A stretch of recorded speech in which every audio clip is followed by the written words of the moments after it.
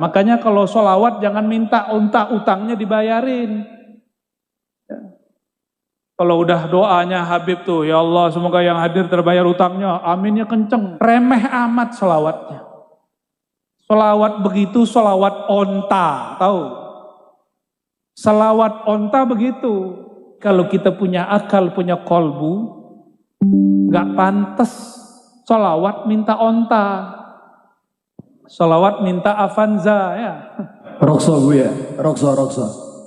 Idza kunta fi dhiqin aw fi faqrin aw fi maradin fa akthir bis salati ala Muhammad sallallahu alaihi wasallam. Syuf, kaifa hada?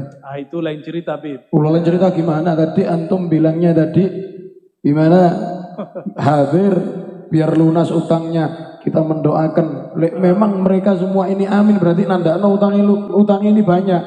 Tapi ada tapinya. Idza kunta fi dhiqin aw fi faqrin aw fi maradin fa akthir bis salati ala Muhammad. Ane jelasin, Bib. Ya marhaba. Ane jelasin. Sholawat tuh niatnya karena apa? Karena cinta ke Nabi atau cinta ke diri? Mahabbah ma Rasul sallallahu alaihi wasallam. Oke. Dah. Tadusnya pripun bu fi dunya hasanah wa fil akhirati hasanah. Maka niatnya harus akhirat. Nih saya kasih tahu Bapak Ibu. Kalau kamu niat mau kaya, kaya itu di dunia. Tapi kalau kamu niat sholawat untuk akhirat, dunia terbawa. Hamba yang paling dibenci oleh Allah, siapa? Orang yang amila amal akhirah, beramal amal akhirat seperti sholawat, baca Quran, haji umroh, tapi niatnya ghardan min aghradid dunya. Kalau antum Habib, antum kiai, tugasnya mendewasakan umat. Bukan membiarkan umat sholawat untuk urusan remeh. Caranya beda-beda tadi Bu Ya Rasyid menjelaskan seperti itu. Kalau saya semuanya netral. Ini adalah multi level marketing yang sesungguhnya. Maka jangan ragu. Memulai wakaf dengan diri kita sendiri dan ajak orang lain. Lalu Nabi Muhammad hiduplah di Mekah. Ini nggak mungkin saya ceritakan semua. Saya ceritakan satu saja yang paling luar biasa. Sebelum nanti sholawat ditambah. Nabi Muhammad SAW mengatakan, ketika aku melewati pohon-pohon, melewati bukit-bukit, gunung-gunung, bebatuan, ma marartu bi syajarin wala hajarin illa wa yusallimu alaih. Tidaklah aku melewati pohon dan gunung bebatuan kecuali pohon itu ngucapin salam kepadaku. Nih coba nih bapak-bapak, ibu-ibu atau kiai lah ya. Pak Kiai, kalau pulang ntar pohonnya diluk gimana Pak Kiai? Assalamualaikum Pak Kiai. Lari itu Pak Kiai itu. Padahal beliau umurnya sudah seumuran Rasulullah ini. 60 Pak Kiai? 60. Itu pohon kalau diluk ngomong, Assalamualaikum Pak Kiai. Lari beliau. Kalau Habib gimana Habib? Lewat di bukit, ini kan Tuban ini banyak bukit bebatuan. Terus batunya diluk, manggil. Assalamualaikum Habib. Kira-kira gimana Habib? Kalau gunung kembar ya tak rangkul pisan be anak.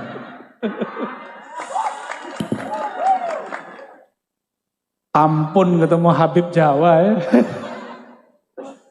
Ya, Habib Betawi lain, Habib Palembang lain. Kalau Habib Jawa, Masya Allah. Barakallah Habib.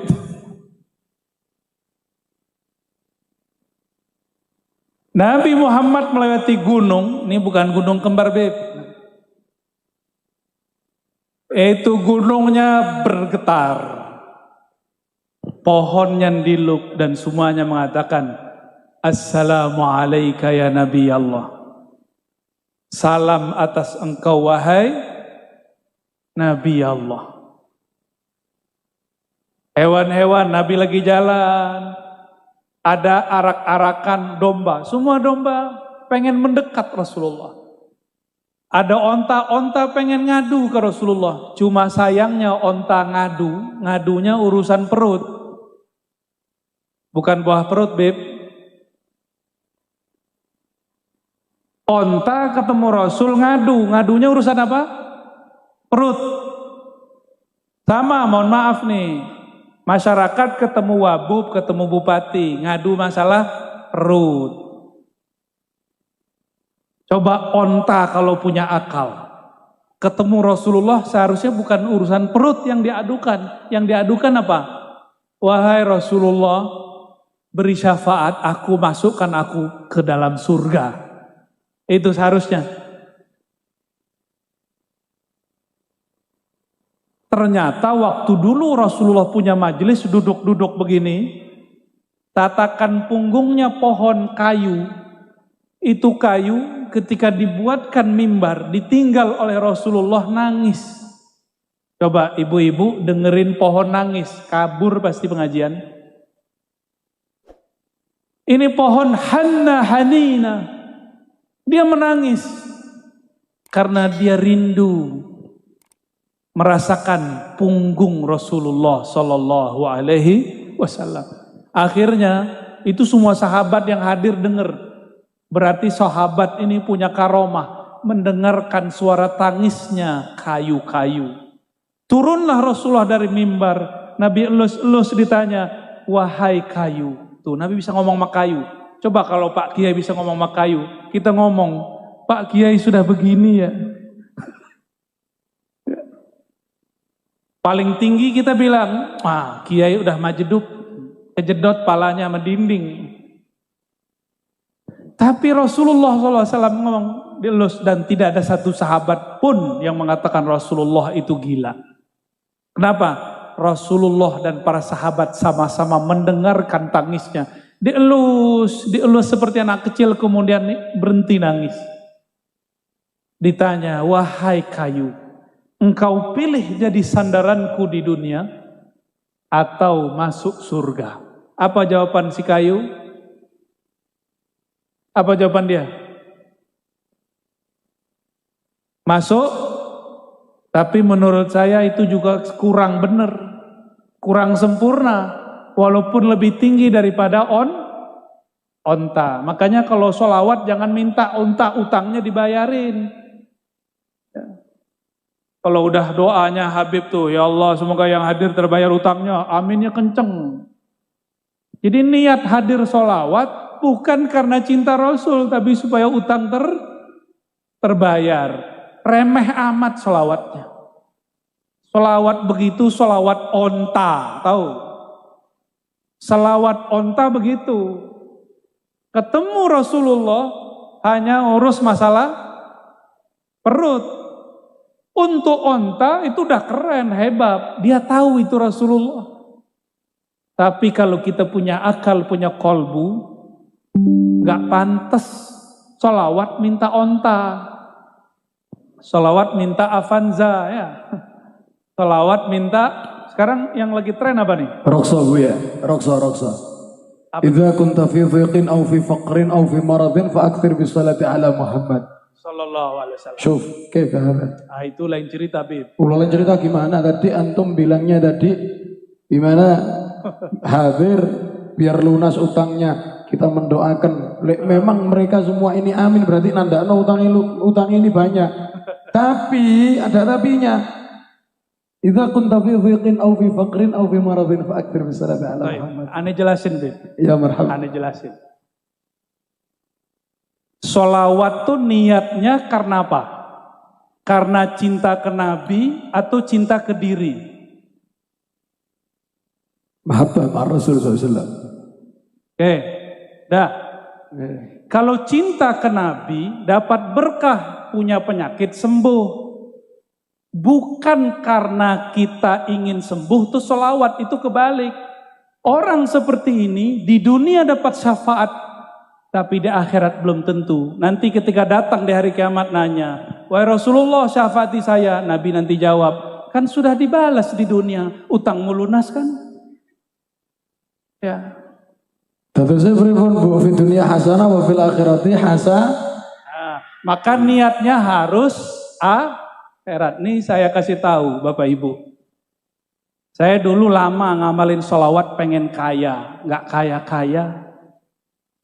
Saya punya sakit nggak sembuh-sembuh. Tahu-tahu ditegur sama guru saya, seorang sayyid. seorang mursyid juga. Apa kata beliau? Kamu sholawat niatnya apa? Mau kaya, kiai? Norak. Loh kenapa? Kalau kamu niat mau kaya, kaya itu di dunia. Tapi kalau kamu niat sholawat untuk akhirat, dunia terbawa. Maka semenjak saat itu, teringatlah saya kalam Imam Abul Hasan Syazili. Apa kata beliau? Abghadul ibad ilallah. Hamba yang paling dibenci oleh Allah. Siapa? Orang yang amila amal al-akhirah, beramal amal akhirat seperti sholawat, baca Quran, haji umroh, tapi niatnya ghardan min aghradid dunya, untuk urusan duniawi. Ini yang ngomong Imam Abul Hasan Syazili, beliau seorang syarif, zuriat Sayyidina Al-Hasan. Jadi tugas kita kalau antum Habib, antum Kiai, tugasnya mendewasakan umat. Bukan membiarkan umat sholawat untuk urusan remeh. Kita naikkan spiritual mereka yang tadinya sholawat hanya untuk urusan li izalati faqrin atau maradin, li qada'i hajatin. Sekarang kepada yang lebih tinggi. Apa yang lebih tinggi? Syafaat Nabi fid darain. Syafaat Nabi di dunia plus akhirat. Jangan hanya urusan dunia. Tugas kami itu Bapak Ibu, ya. Maka saya minta ampun kepada Allah jika dulu pernah mengajarkan kalau kamu sakit sholawat itu belum selesai, masih koma, harus diteruskan. Coba lihat sholawat tibil kulub. Yang pertama kulub atau jasad. Allahumma sholli ala sayyidina Muhammad tibil kulub. Kulub dulu, baru nanti abdan, baru nanti absor.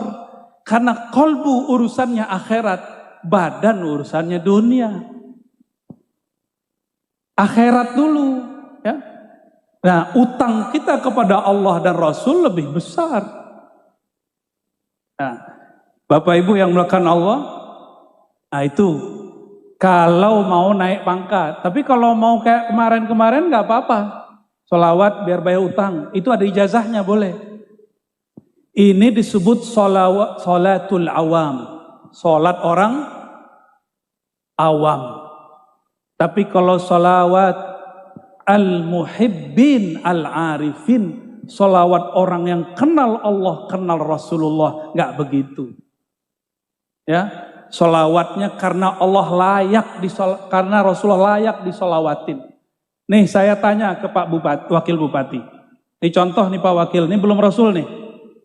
Saya puji-puji lagi di majelis. Saya punya pesantren. Nih saya puji-puji ini, Wakil Bupati adil, amanah, bla bla bla bla.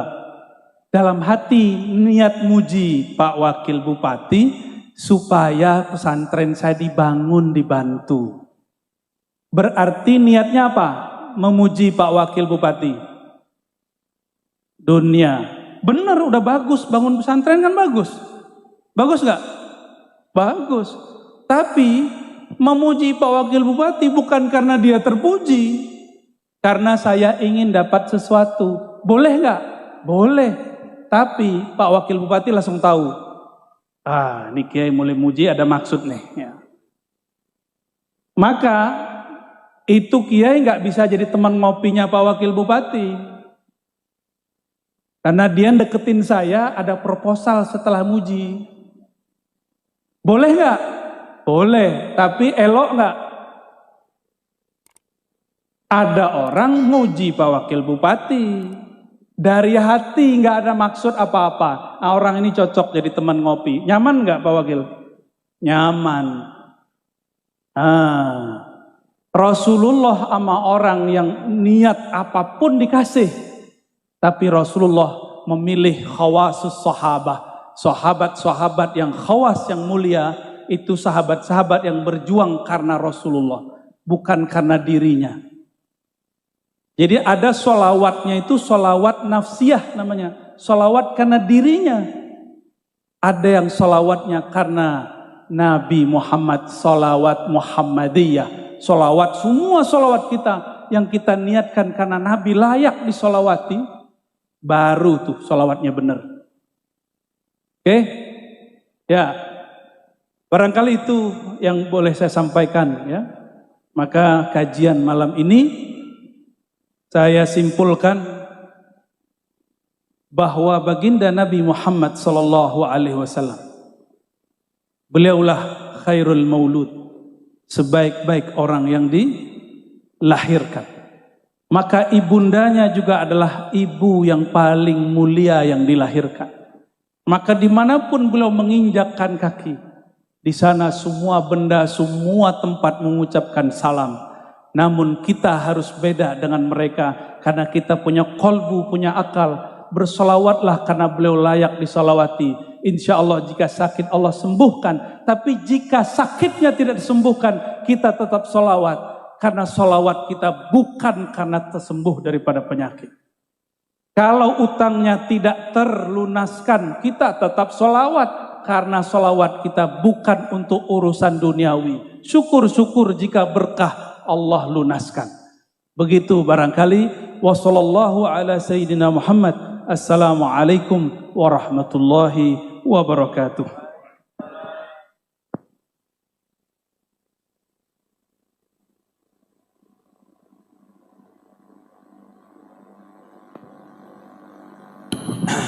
Sallu ala Nabi Muhammad. Semua orang itu punya caranya masing-masing. Cara saya seperti ini, caranya Buya Razi seperti apa yang dijelaskan tadi. Namun yang berbeda itu jika kita bersama dan harmonis bersama, itu yang sangat indah. Caranya beda-beda tadi. Buya Razi menjelaskan seperti itu. Kalau saya semuanya netral. Ojo tenan wae iki kok. Oh, iki yo jajane yo entek wis. Kopine sakmene gedene wis. Insyaallah. Jalla ala Nabi Muhammad. Lanjut. Turi bote ditandur ing kebon aku. Ana seret tipe nyemplung mbok ira kembange apa. Turi bote ditandur aku. Ana seret tipe nyemplung mbok ira kembange apa.